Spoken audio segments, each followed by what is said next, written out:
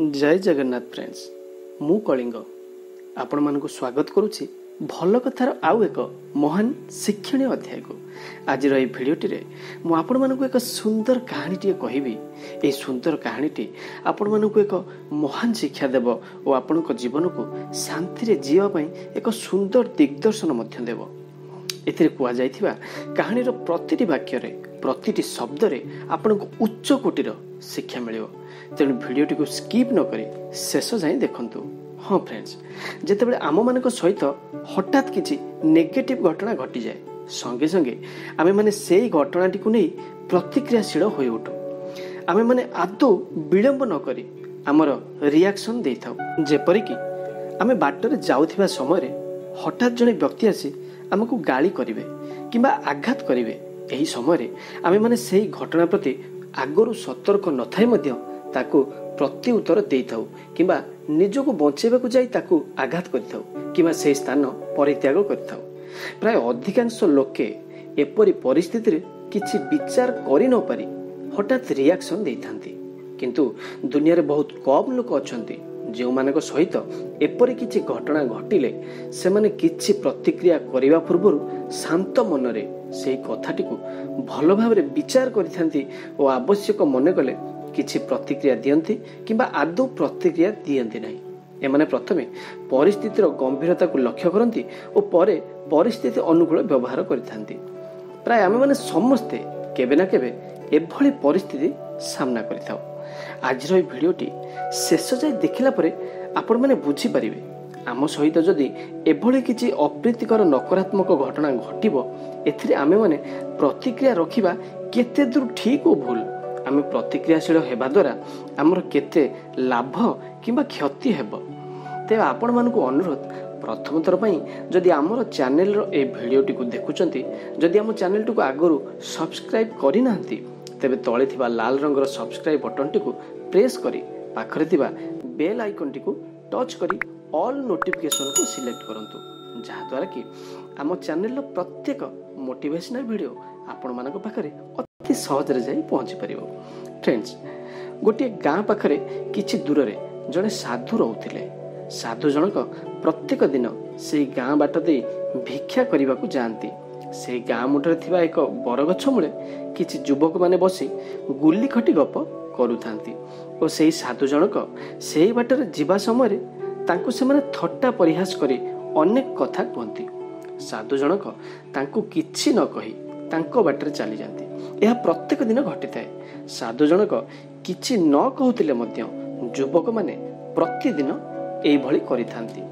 दिने युवक माने भाबिले एते खराब करी गाली गुलज कले मध्य ए बाबाजी हमको किछि भी कहू नाही। से दिन से माने आउ अधिक किछि करिवा को भाबिले। साधु जनक सब दिन परी जेतेबेले से बाट दे आसिले सेतेबेले युवक माने तांको ऊपर को टेका पत्थर सब फोपाडिले। साधुक देहरे ताहा बाजिला तथापि से युवक मानक किछि न कही तांको बाटरे चली गले।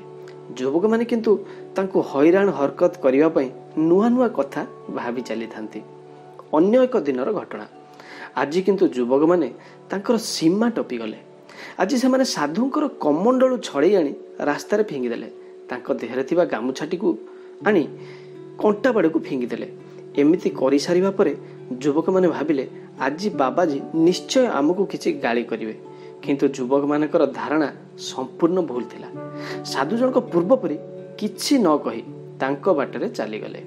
किंतु आज साधु जनक जीवा समय गोटे हाथ लेखा कागज खंडे सेहिटारे पकई दे जाइथिले।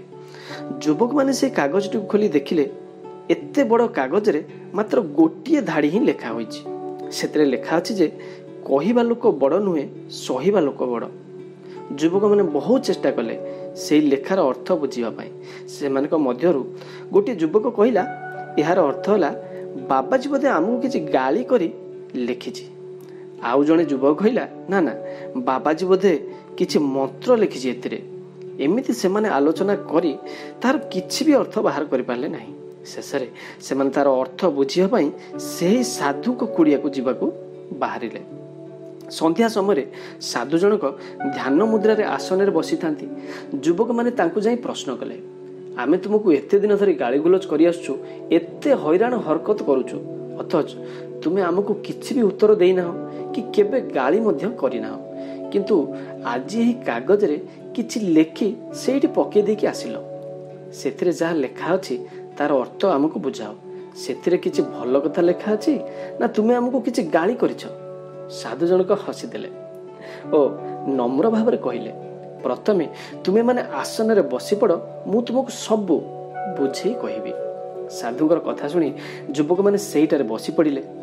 ସାଧୁ କହିବାକୁ ଲାଗିଲେ, ଆମେମାନେ ସମସ୍ତେ ପରିବେଶ ଓ ପରିସ୍ଥିତିର ଦାସ। ଯଦି ଆମେମାନେ ପରିସ୍ଥିତି ସହିତ ଖାପ ଖାଇଲା ଭଳି ବ୍ୟବହାର ନ କରିବା, ତେବେ ଆମକୁ କେବଳ ଲଜ୍ଜିତ କିମ୍ବା ଅପଦସ୍ଥ ହେବାକୁ ପଡ଼ିବନି, ତାହା ସହିତ ଆମକୁ ଅନେକ କ୍ଷତି ମଧ୍ୟ ସହିବାକୁ ପଡ଼ିବ। ସେ କିଛି ଉଦାହରଣ ଦେବାକୁ ଯାଇ କହିଲେ, ଯେତେବେଳେ ଝଡ଼ ବର୍ଷା ହୁଏ, ଜୋରରେ ପବନ ବହିବାକୁ ଲାଗେ, ପବନରେ କେବଳ ସେହି ଗଛ ଭାଙ୍ଗିଯାଏ ଯେଉଁ ଗଛ ପବନ ଆଗରେ ସିଧା ହୋଇ କଠୋର ଭାବରେ ଛିଡ଼ା ହୋଇ ରହିବାକୁ ଚେଷ୍ଟା କରେ। ପବନରେ ସେହି ଗଛ ବଞ୍ଚିଯାଏ ଯେଉଁ ନରମ ଲହକା ଗଛ ଗୁଡ଼ିକ ପବନରେ ବଙ୍କା ହୋଇ ଓହରି ପଡ଼ିଥାନ୍ତି। ତା ଉପର ଦେଇ ପବନ ଚାଲିଯାଏ, ତେଣୁ ସେହି ଗଛ ଗୁଡ଼ିକର କିଛି ମଧ୍ୟ କ୍ଷତି ହୁଏ ନାହିଁ। ପବନ କମିଗଲେ ସେହି ନଇଁ ପଡ଼ିଥିବା ଗଛ ଗୁଡ଼ିକ ପୁଣି ଠିଆ ହୋଇଯାଆନ୍ତି। କିନ୍ତୁ ପବନ ସମୟରେ ଦୃଢ଼ ହୋଇ ସଳଖ ଭାବରେ ଠିଆ ହୋଇ ରହି ଭାଙ୍ଗି ଯାଇଥିବା ଗଛ ଗୁଡ଼ିକ ପବନ ଚାଲିଗଲା ପରେ ମଧ୍ୟ ଠିଆ ହୋଇପାରନ୍ତି ନାହିଁ। ସାଧୁ ଜଣକ ଆହୁରି ଏକ ଉଦାହରଣ ଦେବାକୁ ଯାଇ କହିଲେ, ଆମ ସମସ୍ତଙ୍କ ପାଟିରେ ଥିବା ଜିଭ ଓ ଦାନ୍ତ କଥା ଦେଖାଯାଉ। ଦାନ୍ତଟି ସବୁବେଳେ ଦୃଢ଼ ରହୁଥିବା ବେଳେ ଜିଭ ବହୁତ ନରମ ବା ନମନୀୟ ହୋଇଥାଏ। ଅନେକ ସମୟରେ ଦେଖାଯାଏ, କଳି ଝଗଡ଼ା ମାରପିଟ ସମୟରେ ଯଦି ଜଣେ ବ୍ୟକ୍ତି ଅନ୍ୟ ଜଣଙ୍କର ମୁହଁକୁ ମୁଥଟିଏ ମାରିଦିଏ, ତେବେ ସେ ବ୍ୟକ୍ତିଙ୍କର ଦାନ୍ତ ଭାଙ୍ଗିଯାଏ ସିନା, ଜିଭର କିଛି ବି କ୍ଷତି ହୋଇନଥାଏ। ଜିଭ ନମନୀୟ ହୋଇଥିବାରୁ ସମ୍ପୂର୍ଣ୍ଣ ସୁରକ୍ଷିତ ଥାଏ। ଦାନ୍ତ ଭାଙ୍ଗିବାର କାରଣ ସେ ସେହି ମାଡ଼ ବା ମୁଥକୁ ଶକ୍ତ ହୋଇ ପ୍ରତିବାଦ କରିଥାଏ। ପୁଣି ଆମେ ସମସ୍ତେ ଜାଣିଛେ, ଆମେ ଖାଉଥିବା ଖାଦ୍ୟକୁ ଦାନ୍ତ ବହୁତ କଷ୍ଟ କରି ଚୋବାଇ ଚୋବାଇ ଗୁଣ୍ଡ କରିଥାଏ, କିନ୍ତୁ ସେହି ଖାଦ୍ୟର ପ୍ରକୃତ ସ୍ୱାଦ କେବଳ ଜିଭ ହିଁ ଚାଖିଥାଏ। ଆହୁରି ମଧ୍ୟ ମଣିଷ ବଞ୍ଚିଥିବା ଯାଏ ଜିଭର ଆୟୁଷ ଥାଏ, କିନ୍ତୁ ମଣିଷଟିଏ ବୁଢ଼ା ହୋଇଯିବା କ୍ଷଣି ଦାନ୍ତର ଆୟୁଷ ସରିଯାଏ ଓ ସେ ଝଡ଼ି ପଡ଼େ।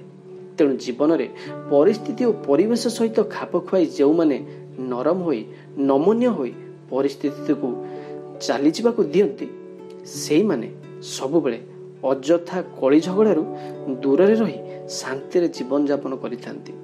ତେଣୁ ଅନ୍ୟମାନେ ଆମକୁ ଆଘାତ କଲେ କିମ୍ବା କଷ୍ଟ ଦେଲା ପରି କଥା କହିଲେ, ଯଦି ଆମେ ପ୍ରତିକ୍ରିୟାଶୀଳ ନ ହୋଇ ତାକୁ ମଥାପାତି ସହିଯିବା, ହୁଏତ ସେହି ବ୍ୟକ୍ତି ଥରେ ଦୁଇଥର ଏପରି କରିବା ପରେ ଛାଏଁ ଛାଏଁ ରହିଯିବ ଓ ଅଯଥା କଳି ଝଗଡ଼ା ଓ ମାରପିଟ ହେବ ନାହିଁ। ସେଥିପାଇଁ ତ କୁହାଯାଏ, ବାସନକୁ ଅଧିକ ମାଜିଲେ ପତଳା ହୁଏ, କିନ୍ତୁ କଥାକୁ ଯଦି ଆମେ ଅଧିକା ମାଜିବା ତେବେ ତାହା ମୋଟା ହେବ। ଏହା କହିସାରିବା ପରେ ସାଧୁ ଜଣକ ପୁଣି କହିଲେ, ଯେତେବେଳେ ମୁଁ ସେହି ବାଟ ଦେଇ ଯାଉଥିଲି ଓ ତୁମେମାନେ ମୋତେ ଦୁର୍ବ୍ୟବହାର କରୁଥିଲ, ମୁଁ ଜାଣିଥିଲି ପ୍ରତି ବଦଳରେ ଯଦି ମୁଁ ତୁମକୁ ଗାଳି କରିଥାନ୍ତି କିମ୍ବା କିଛି କହିଥାନ୍ତି, ତୁମେମାନେ ସମସ୍ତେ ମିଶିକରି ମୋତେ ମାଡ଼ ମାରିଥାନ୍ତ ନିଶ୍ଚୟ। ତେଣୁ ଅଯଥା କଳି ସୃଷ୍ଟି ନ କରି କଥାକୁ ନ ବଢ଼ାଇବା ପାଇଁ ମୁଁ ସେହି ପରିସ୍ଥିତିରେ ନିଜକୁ ନମନୀୟ କରି ସବୁ ସହିଯାଉଥିଲି। ମୁଁ ଜାଣିଥିଲି ଦିନେ ନା ଦିନେ ତୁମେମାନେ ନିଶ୍ଚୟ ତୁମର ଭୁଲ ବୁଝିପାରିବ। ସେଥିପାଇଁ ତ ସେହି କାଗଜରେ ଲେଖିଥିଲି, କହିବା ଲୋକ ବଡ଼ ନୁହେଁ, ସହିବା ଲୋକ ବଡ଼। ସବୁବେଳେ ମନେ ରଖିଥିବ, ଅଧିକ କହୁଥିବା ଲୋକ ହିଁ ସବୁବେଳେ କ୍ଷତି ସହିଥାଏ ଓ ସହିବା ଲୋକ ପ୍ରତ୍ୟେକ ସମୟରେ ଲାଭରେ ରହିଥାଏ। ଅଧିକ କହୁଥିବା ଲୋକଟି ସବୁବେଳେ ନିଜର ସମୟ ଓ ଶକ୍ତି ଦୁଇଟି ଯାକ ଅପଚୟ କରିଚାଲେ। ଅପରପକ୍ଷରେ ଅଳ୍ପ କହୁଥିବା ବା ସହି ପାରୁଥିବା ବ୍ୟକ୍ତିମାନେ ସବୁବେଳେ ନିଜର ଶକ୍ତି ଓ ସମୟ ଦୁଇଟି ଯାକ ସଞ୍ଚୟ କରୁଥିବା ସହିତ ନିଜର ମାନସିକ ଶାନ୍ତିକୁ ବି ବଜାୟ ରଖିପାରନ୍ତି। ତେଣୁ ଏମାନେ ବହୁତ ଜ୍ଞାନୀ ମଧ୍ୟ ହୋଇଥାନ୍ତି।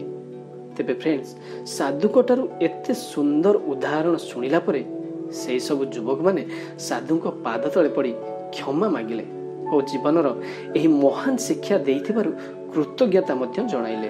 ଫ୍ରେଣ୍ଡସ୍, ଆଜିର ଏହି ଭିଡ଼ିଓଟି କେମିତି ଲାଗିଲା? କମେଣ୍ଟ ବକ୍ସରେ ଆପଣମାନଙ୍କର ମତାମତ ନିଶ୍ଚୟ ଦେବେ, କାହିଁକିନା ଆପଣଙ୍କର ସୁନ୍ଦର ମତାମତ ହିଁ ଆମକୁ ଅଧିକ ଭିଡ଼ିଓ କରିବା ପାଇଁ ପ୍ରେରଣା ଦେଇଥାଏ। भिडियोटी को लाइक और शेयर करने को भूलिए ना। आज एतिकी। जय जगन्नाथ।